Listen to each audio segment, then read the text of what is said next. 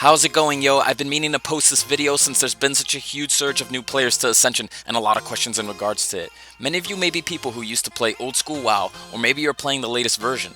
Some of you might not have even touched WoW at all. So this video is going to cover the very basics. I apologize if it's a little tedious for some of you, but please bear with me. I'll try to cover as much as I can, as best as I can. My name is Zoa, and let's get into it. Now first things first, installation. I'd go over this myself, except Tommy Ruin has already put out a fantastic video detailing everything you need to know to get Ascension installed and ready to go. So here's a link to that video here, and maybe here too. According to the site, Ascension is a series of classless realms allowing you to create your own unique character and playstyle through the customization of skills, talents, and stats. It also is a progressive series of servers, meaning that you start your adventures in classic or vanilla WoW and progress your way to the later expansions and updates. Currently, the devs are aiming for Wrath of the Lich King, but there's always the potential for even later expansions. Sadly, we'll have to wait for the other classes and races associated with those expansions. Sorry, Death Knights. At the time I posted this video, we are in classic WoW with a level cap of 60.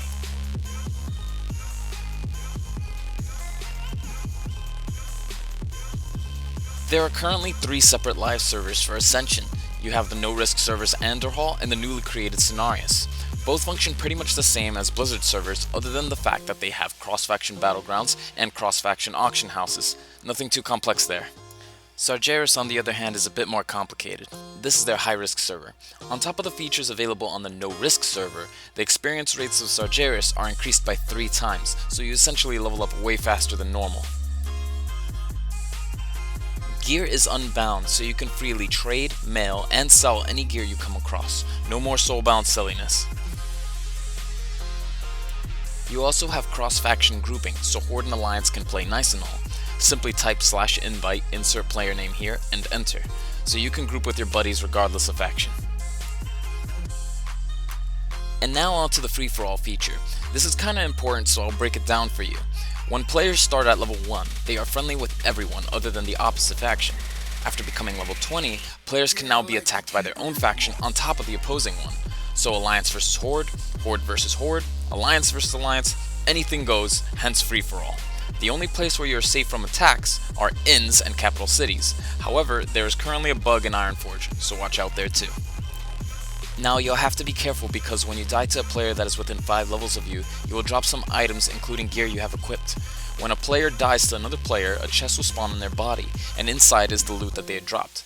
You could retrieve your own gear if you can make it back to your body and loot it.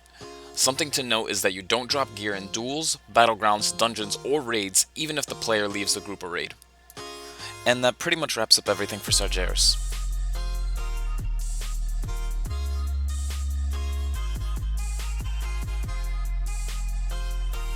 So after selecting whatever server you think is best for you, you will be placed at the character creation screen.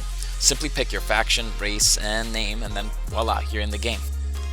On top of WoW's tutorial on how to play the game, the devs over at Ascension have implemented their own sort of tutorial to help guide you through their own custom systems.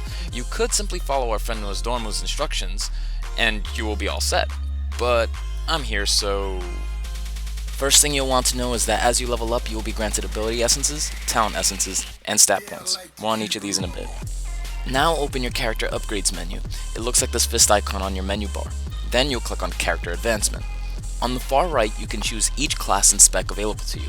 Simply mouse over to the left side of this graphic to view the skills of the class selected, and from here you will be able to learn whatever ability you want, provided you're the right level and have sufficient ability essences.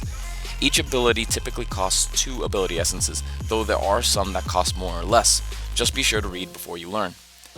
By the time you hit level 60, you will have 60 AE in total, 1 for each level. The devs were nice enough to front load your 1 through 9 AEs right at the beginning. Conversely, mousing on the right side allows you to see the talents of that class/spec. Notice how the graphic changes color. Again, you can pick whatever talents you want, assuming you are the right level and have enough TE. Note that some of the talents will cost you AE as well.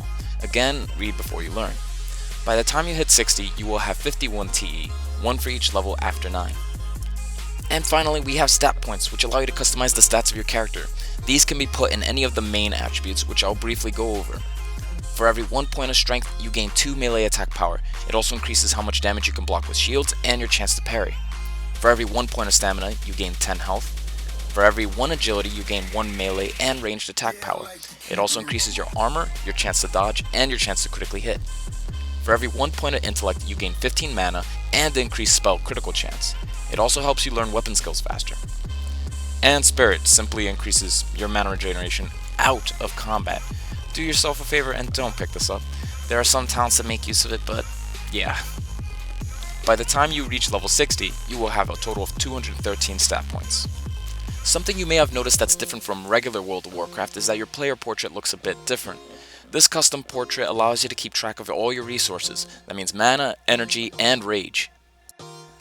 Alright, that's just about everything you need to know to get started on your journey through Ascension. Thanks a lot for sticking through to the end with me.